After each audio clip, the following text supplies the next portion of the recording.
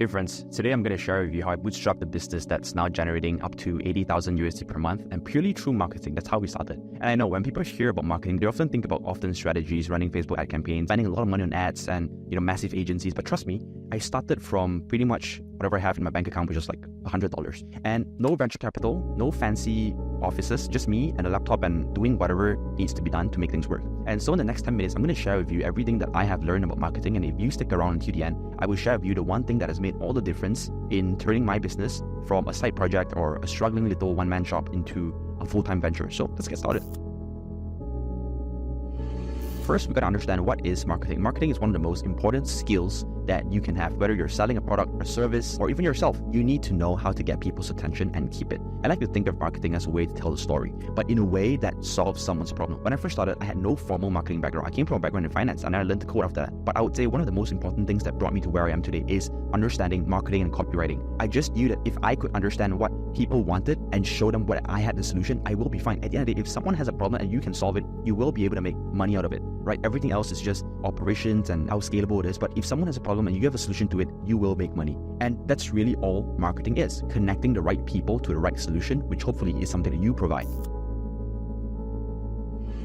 A lot of people will confuse, even me back in the days, I used to confuse what is more important, product or marketing. And this is one of the biggest lessons that I've learned. A lot of people think that having a great product is enough, or that you can just build a bad product and have really good marketing and still win. But that's not true. You need both. Take my first attempt at building an online business, for example. I spent so much time perfecting the product, weeks and months, making it just right, perfecting every single detail, every single pixel, and I barely spent any time marketing on it. The results, crickets, right? Nobody knew about this product. I thought people would just magically find it, and spoiler alert, they did it. They didn't even know I existed. So later I switched it up. I launched an MVP, a minimum viable product, which wasn't perfect, but it solved a real problem. And then I spent the majority of my time marketing it, getting feedback and improving it.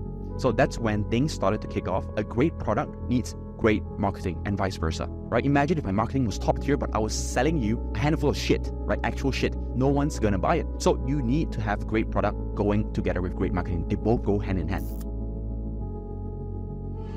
Next thing to understand is to sell something that the market is starving for. This one is a game changer for me. You can have the best product in the world, but if no one needs it, it doesn't matter. I can have this beautiful crystal unicorn toy that to put in my room, but if nobody wants to buy it, nobody needs it, yeah, it's just not going to go anywhere. It doesn't matter. So in my early days, I made the mistake of selling something no one was asking for. It was like trying to sell ice to Eskimo, right? They didn't care and I struggled to make sales. And eventually I realized I needed to focus on markets where people were really looking for a solution, something that they were desperate for. That's when things clicked. You want to go where the demand is, and meet a demand with something that's irresistible, right? Instead of convincing people they need your product, give them something that they already want. A real example is when I launched my coding bootcamp, there were already tons of other bootcamps. There were so many others, right? But I found my unique angle, which is offering students the flexibility of on-site and online attendance and also giving them a money-back guarantee at the end of the program. On top of that, I also made sure every single day our students go home with a new project in their GitHub portfolio. It was something that my target audience needed and wasn't being offered by most of my competitors.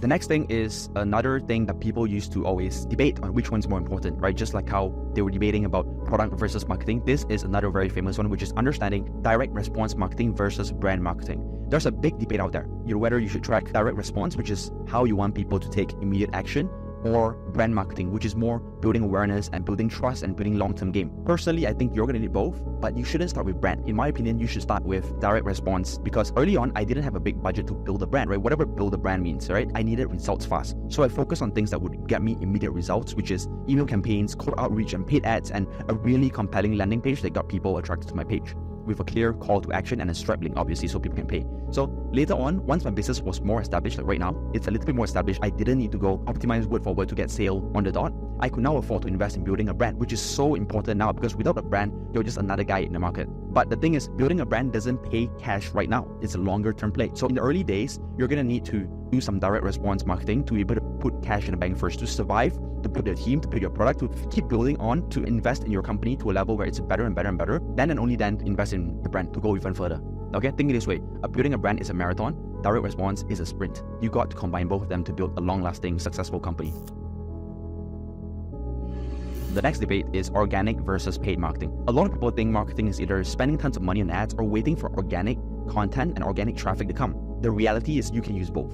when I started, I couldn't afford big ad campaigns, so I relied heavily on organic growth, SEO, social media, content marketing. The key was consistency, just going out there, putting out content that really adds value and resonates with your target audience. You don't need 1 million viewers, you just need 100 or 10 loyal customers who resonate with your message and may want to consider paying you for it. Even when I felt like no one was watching, no one really cared, I just kept grinding, I kept on posting, I kept on optimizing. And eventually, when I had a little bit more cash flow from my early days of clients, that's where I started using paid ads to amplify the winning messaging that was doing well on organic side of things. So things that I already knew was working organically, that's where I pour fuel to fire to make it go even further to spread the message. Think about it this way, ads is only a way to amplify whatever message you have. If your message is shit, you're going to be spending money spreading shit. But if your message is amazing, you're going to be spending money to get, 10x, 100x, 200,000 more eyeballs looking at your content. So here's the cool part. Paid ads work even better when you already know what resonates with your audience. Like I said just now, it's like putting fuel on fire.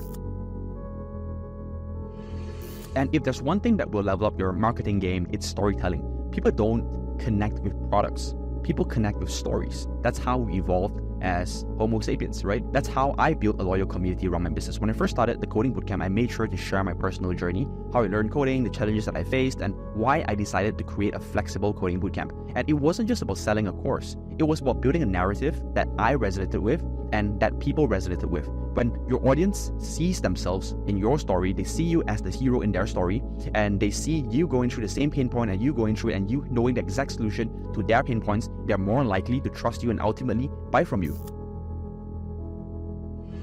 In today's world, attention is the most valuable asset, the most valuable currency.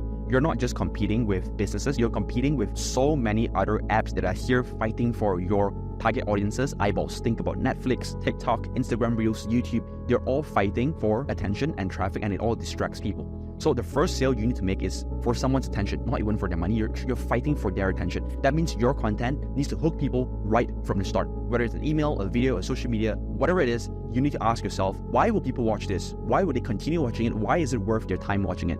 And once you've gotten their attention, the rest becomes so much easier after that. You can lead them down the funnel towards buying your product or your service. So, building desire versus selling. What's the difference? This is the one that really took me a while to learn, because instead of focusing on selling your product, I would say, in my opinion, it's more important to build the desire for it. And when you do this right, people will want to buy from you without you having to convince them. Think about Apple. People line up to buy their products, and no one's really selling anything in Apple, right? You willingly walk in and buy it. In fact, I just got my iPhone 16 Pro. I just received it. I'm recording this video on it, and I literally just got it before they even launched it. I was one of those guys who paid pre-launch and they delivered it to my house. No salesman needed. That's because they've built up so much desire for their brand, and I try to replicate that in my business by showing how my product or service, because I'm doing both. I have a service business and a product business. I'm trying to understand how I can solve people's problems in a unique and valuable way. When people feel like they need what you're offering, the sale just happens naturally. There's no need to do any, sales gimmicks to make people buy. It just happens when your product works and the desire is there. So now let's talk a little bit about the future. I've talked a lot about the past, about how marketing works, how I build up my business, but let's talk about the future of marketing with AI. So everyone's buzzing about AI, and honestly, it's already changing the way we do marketing. From automating ad campaigns to writing copy, AI can do a lot. And here's the thing, it's the ideas and the creativity that still matters the most. No AI can replace the spark of human creativity, let's put it that way, okay? The ability to come up with a campaign that speaks directly with someone's pain points. So while AI can handle logistics, that's perfectly fine, right? It's your imagination, your story, your personal branding that will set all those things apart. AI will only bring you so far, that's what I'm trying to say. So there you have it. That's everything that I know about marketing, and that has helped me bootstrap my business to 80K USD per month. If I had to sum it up, I would say focus on solving real problems and tell great stories, build a personal branding so that allows people to relate to you, and always be testing and tweaking your approach. So I hope this was helpful. Let me know if there's any other questions that you have. I have learned a lot over the years in marketing and branding and in software development, but I would say marketing is the one that really poured fuel to fire, that really helped me get my message out there. So I'm also on a constant journey of learning this. So if there's anything else that in particular that you'd like me to share, do let me know. And as always, thank you so much for watching.